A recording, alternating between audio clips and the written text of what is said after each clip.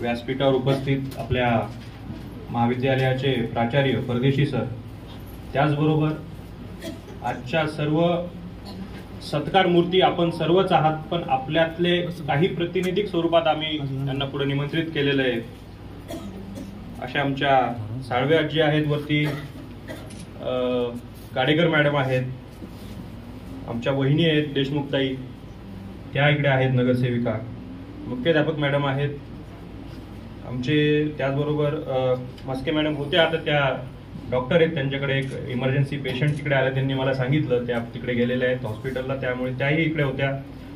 आणि आपल्या महाविद्यालयाच्या माजी विद्यार्थिनी केंद्रेताई आहेत, अंबड पोलीस स्टेशनच्या अंजलीताई कुलकर्णी आहेत, आणि त्याचबरोबर माझे सहकारी युवा सेनेचे जिल्हा प्रमुख गणेशराव काळे आहेत, आमचे नवनिर्वाचित तालुका प्रमुख युवा सेनेचे सचिन भाऊ चिमणे आहेत, आणि त्याचबरोबर माझ्या संस्थेच्या विनंतीला मान देऊन आपण सर्व इथे उपस्थित राहिलेल्या सर्व माता भगिनी यांचं मी प्रथमतः स्वागत करतो आणि आपले आभार मानतो की आपण वेळ काढून आमचा हा कृतज्ञता स्वीकारण्यासाठी आपण इथपर्यंत आलात।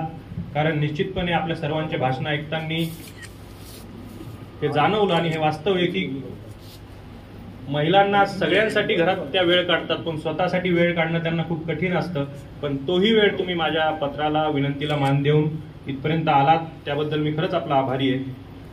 खरं तर मागच्या 4-5 वर्षापासून मी संस्थेचं काम आमच्या तीर्थरूप माजी आमदार चोते साहेबांच्या छत्रछायेखाली शिकण्याचा प्रयत्न करतोय। एक एक गोष्ट ते मला शिकवतायत, तसे हळूहळू मी शिकतोय। आणि हे काम जसं सुरू केलं तेव्हापासूनच वाटत होतं की आपण आपलं महाविद्यालय फक्त विद्यार्थी येणार, त्या विद्यार्थ्यांना आपले प्राध्यापक शिकवणार आणि ते इथनं पासआउट होऊन जाणार, एवढंच न राहता हे महाविद्यालय ह्या घनसंगवी तालुक्याचं आणि ह्या पूर्ण भागाचं आजूबाजूच्या एक सांस्कृतिक केंद्र झालं पाहिजे। आणि तो उद्देश ठेवून आपण समाजातल्या विविध घटकांना आपल्या महाविद्यालयात अशा प्रसंगी, जसं की महिला दिन असेल, पत्रकार दिन असेल, त्याचबरोबर गुणवंत विद्यार्थ्यांचा सत्कार असेल, अशा विविध माध्यमातून त्या सर्व गुणवंत विद्यार्थ्यांना, त्या सर्व महिलांना, समाजातल्या प्रत्येक घटकाला महाविद्यालयात बोलवून त्यांचा सत्कार करण्याचा एक कार्यक्रम करत असतो। आणि हा कार्यक्रम, महिला दिनाचा कार्यक्रम, गेली अनेक वर्ष 2-3 वर्षापासून माझ्या मनात होता की आपण हा घेतला पाहिजे, आपण सर्वांना निमंत्रित केलं पाहिजे।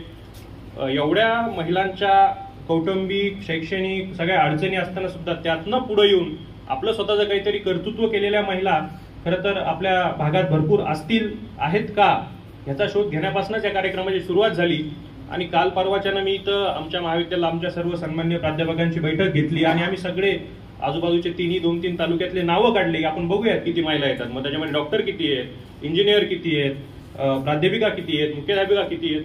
तुम्हाला सांगायला मला आश्चर्य आणि अभिमान वाटतो की आम्हाला वाटत होतं की यादी फार तर आमची 100 पर्यंत जाईल, पण दुपारी 12 वाजल्यापासून रात्री 8 वाजेपर्यंत आम्हाला महाविद्यालयात बसावं लागलं आणि एकंदर 300 आपल्या माता भगिनींना आम्हाला पत्र, म्हणजे एवढ्या कर्तृत्ववान महिला आपल्या या 2-3 तालुक्यात आहेत, हे या निमित्तानं आम्हाला सुद्धा कळालं। खरं तर आता भाषणाच्या वेळेस सुद्धा भाषण सुरू होताना सांगताना मस्के मॅडम म्हणल्या, बाकीचे म्हटले भारत माता की जय। ही माता कोण आहे? म्हणजे निश्चितपणे असा, म्हणजे मला भाषणात वगैरे म्हटलं की बाबा भारतीय संस्कृतीत महिलांना दुय्यम स्थान, हे बिलकुल चुकीचं आहे। म्हणजे मला सांगायला आवडेल की जेव्हा स्वामी विवेकानंद, जेव्हा आपल्याला माहिती आहे धर्म परिषदेसाठी अमेरिकेत गेले होते आणि त्यानंतर त्यांचं ते भाषण गाजलं आणि त्यानंतर त्यांना अमेरिकाभर आणि युरोपभर त्यांना विविध व्याख्यानांसाठी निमंत्रणं आली, तिथं स्वामीजी गेले। एका व्याख्यानात समोरच्या श्रोत्यांनी एक प्रश्न विचारला की तुम्ही एवढं तुमच्या मातृभूमीचं, एवढं भारताचं, एवढं तुमच्या धर्माचं महात्म्य आम्हाला इथं सांगतायत, पण आम्ही असं ऐकतो आणि बातम्यांमध्ये असं वाचतो वर्तमानपत्रांमध्ये की भारतामध्ये स्त्रियांना पुरुषाच्या बराबरीचं स्थान नाहीये, हे खरं आहे का? स्वामीजी त्याच्याकडे बघतात आणि म्हणतात की हे खरं आहे। तर सगळा पुढचा क्राऊड ओरडायला लागतो, सगळ्या लोक की शेम। आणि मग स्वामीजी ते ऐकतात आणि शांतपणे फक्त त्यांच्याकडे बघून एवढं म्हणतात की तुम्ही जे म्हणताय ते खरं आहे की भारतामध्ये पुरुषाच्या समान स्त्रीला स्थान नाहीये, तर याच्या पलीकडे भारतामध्ये स्त्रीचं स्थान हे पुरुषाच्या पुढचं आहे, ते देवाऱ्यामधलं आहे। भारतीय संस्कृती अशी जगातली एकमेव संस्कृती आहे। मला सांगायला आपल्या ठिकाणी अभिमान वाटेल की ह्या जगातल्या प्रत्येक धर्मात ईश्वर तो आहे, ती नाहीये. बाकीच्यांमध्ये भारतीय संस्कृती अशी एकमेव संस्कृती आहे ज्यामध्ये ईश्वर ती सुद्धा आहे, ती जगदंबा आहे. त्याच्यामुळे ह्या संस्कृतीचा आपण वारसा सांगतो. म्हणजे गार्गी असेल, मैत्रेयी असेल, अशा पुराणांमध्ये ज्या महिलांचा उल्लेख आहे, ज्यांनी सुक्त लिहिली, ज्यांनी म्हणजे अशा धर्म सभांमध्ये वादविवाद घातले, अशा सुद्धा महिलांचा आणि अशा ह्या संस्कृतीचे आपण पाईक आहोत. निश्चितपणे तो सुद्धा आपल्याला वारसा आहे.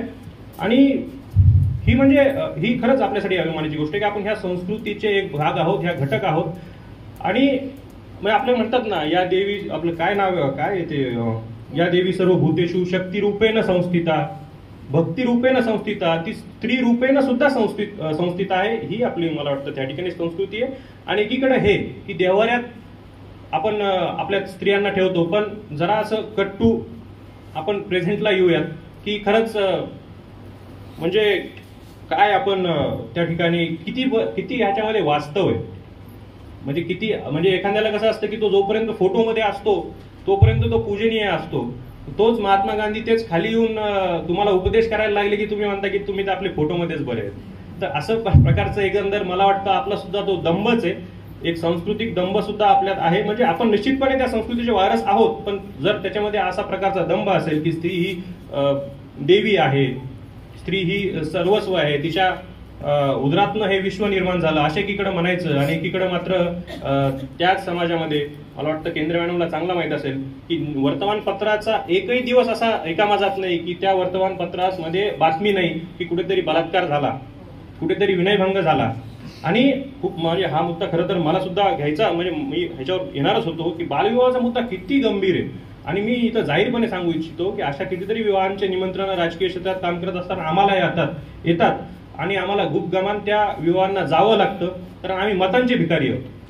म्हणजे खरं तर त्या गोष्टी पटत नाहीत, पण आम्ही त्या ठिकाणी बोलू शकत नाही. तर निश्चितपणे मला वाटतं की ही खरं तर ही शोकांतिका आहे, ही खेदाची बाब आहे आमच्यासाठी सुद्धा. म्हणजे कितीतरी लग्नांना आम्ही जातो आणि म्हणजे आधी काही माहीत नसतं, ते पत्रिका देताना काही कोणी सांगत नाही, पण तिथे गेल्यावर ते लक्षात येतं. पण त्या ठिकाणी आम्ही काही बोलू शकत नसतो, कारण शेवटी आम्ही मतांचे भिकारी आहोत, आम्हाला बोलता येत नाही. पण अशा ज्या केंद्रीय ताई सारख्या आहेत, गाडेकर मॅडम सारख्या आहेत आपल्या, आणि त्याच का इथं बसलेली प्रत्येक महिलाही कर्तृत्ववान आहे. इथं कुणीतरी डॉक्टर बसलाय, कुणीतरी इंजिनियर बसलाय, कुणीतरी वकील बसलाय, कुणीतरी सरपंच बसल्यात.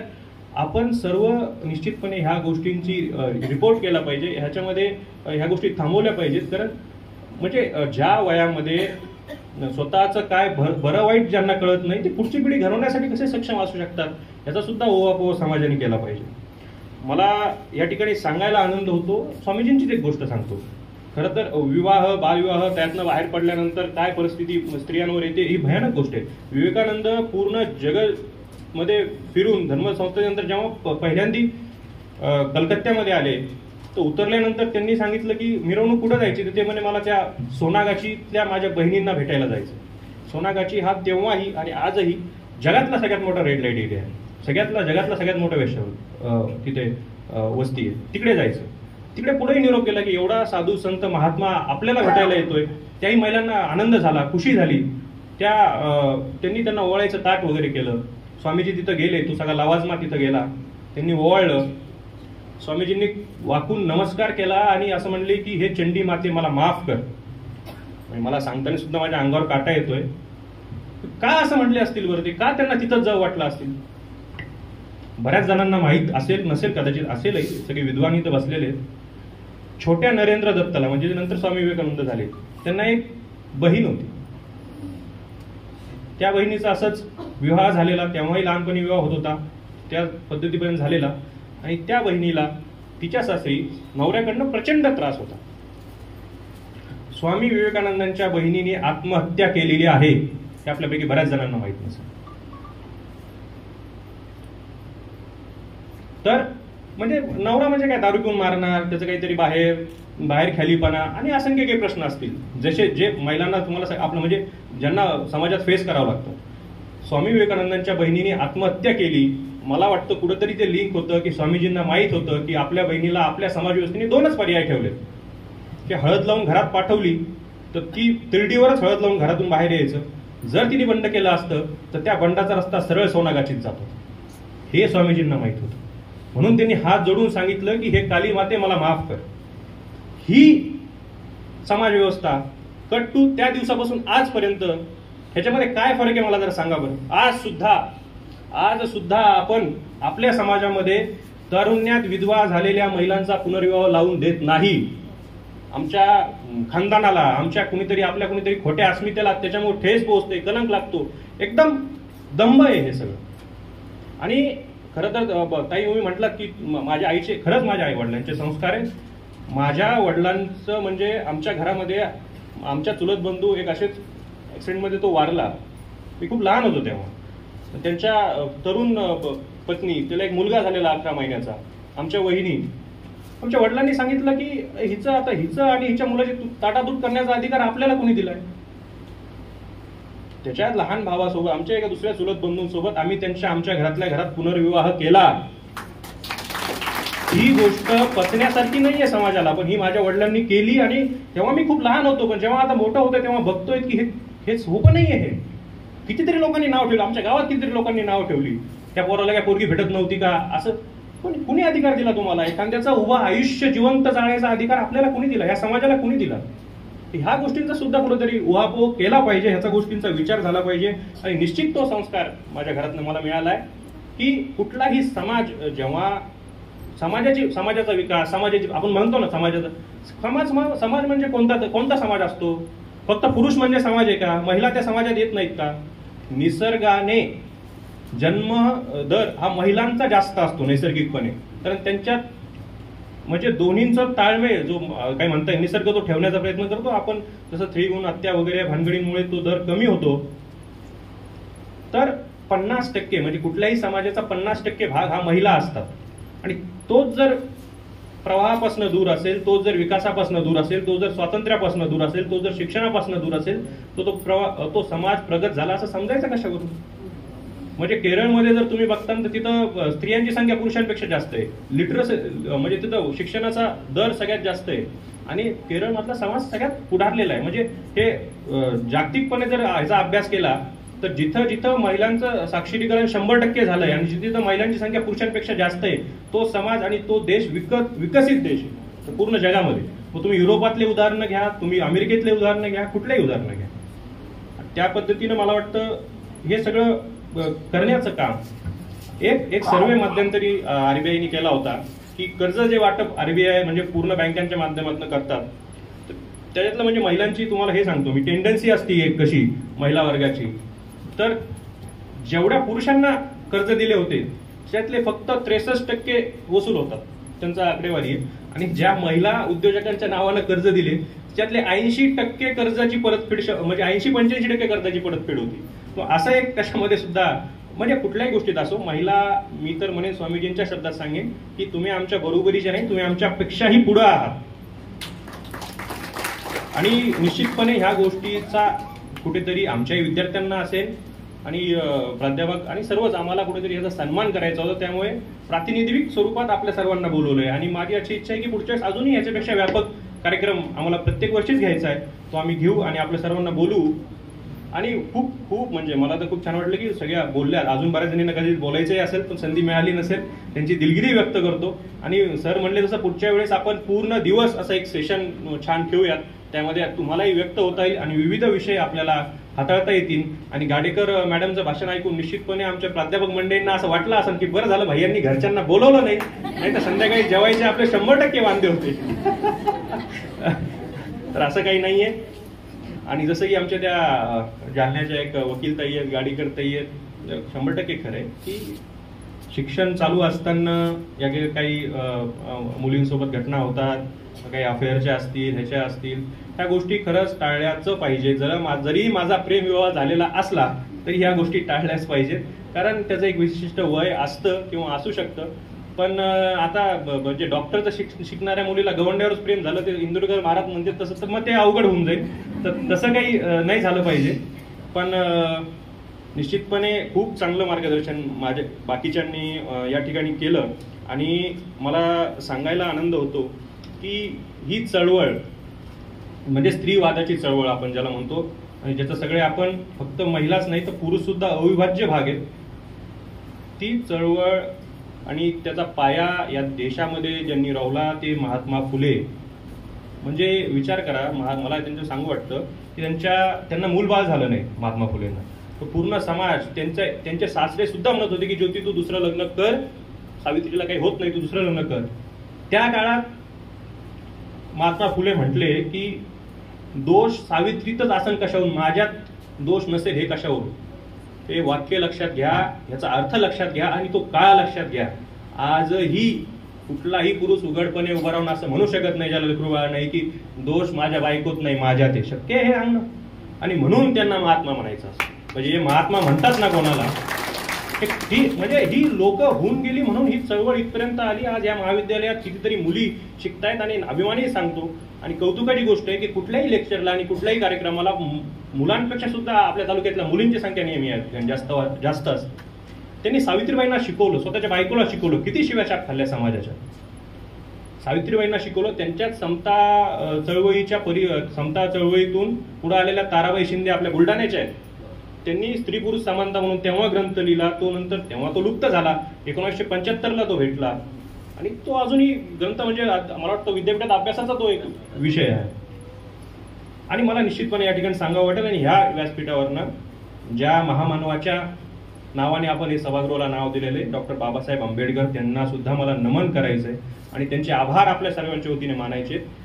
ज्या हक्कासाठी म्हणजे मला वाटतं 1776ला अमेरिकेसारख्या समता, स्वतंत्रता, बंधुता ह्या तत्वांवर उभा राहिलेली त्यावेळेसची अमेरिका, त्या अमेरिकेमध्ये सुद्धा स्त्रियांना मतदानाचा अधिकार नव्हता. 1920 साली तो मतदानाचा अधिकार दिला. तो कसा दिला? त्या महिलांना तिथं अमेरिकेमध्ये आंदोलनं करावं लागली, मोर्चे काढावं लागले. जिथं जिथं राष्ट्राध्यक्षाचं भाषण होतं तिथं त्या महिलांनी जाऊन निषेध नोंदवला, निदर्शनं केली. म्हणजे तिथं एवढ्या केसेस झालेल्या आहेत त्यावेळेस महिला चळवळीवर की घरातल्या नवऱ्यांनी रस्त्यावर आणून मारलं बायकांना की ही मतदानाचा हक्क मागते काय. एवढ्या प्रचंड मोठी चळवळ, एवढी प्रचंड मोठा संघर्ष अमेरिकेत झाला. तेव्हा 1920 मध्ये माफ करा, महिलांना अमेरिकेमध्ये मतदानाचा अधिकार मिळाला. आणि नंतर तो अधिकार मिळाल्यानंतर ही चळवळ मग युकेमध्ये, मग तेव्हाच्या ब्रिटनमध्ये सुरू झाली. आणि 1928ला तिथे तो महिलांना मतदानाचा अधिकार मिळाला. तो मतदानाचा अधिकार सरसगट महिला पुरुषांना एका झटक्यात देणारं बाबासाहेब आंबेडकरांचं संविधान भारतात होतं. की रक्तरंजित कुठलाही रक्तपात न होता होणारी ही क्रांती होती. त्यामुळे त्याही महामानवाचा मला वाटतं निश्चितपणे या ठिकाणी आपण स्मरण केलं पाहिजे. आपण सर्व आलात, माझ्या विनंतीला मान दिलात आणि या भावाचं माहेरपण घेण्यासाठी आपण इकडे आलात. आणि निश्चितपणे आपण वारंवार भेटत राहू ह्या महाविद्यालयाच्या माध्यमातून. आम्ही असू नसू कुणी इकडे आपण हक्काने येत जा, अशी मी आपल्याला एक आवाहन करेन. आणि आपलं खूप खूप स्वागत करतो. आणि आता आपण सत्काराच्या कार्यक्रमाकडे वळूयात. मला माहिती आहे फार वेळ झालाय, पण आता सगळ्यांनाच बोलायचं असल्यामुळे आमचाही नाईलाज झाला आणि दिवसच तुमचा होता. त्यामुळे आता आपण थांबूयात आणि सत्कार सोहळ्याला सुरुवात करूया. धन्यवाद. जय हिंद, जय महाराष्ट्र. यत्र नारेस्तु पूजते तत्र रमते देवतः. या संस्कार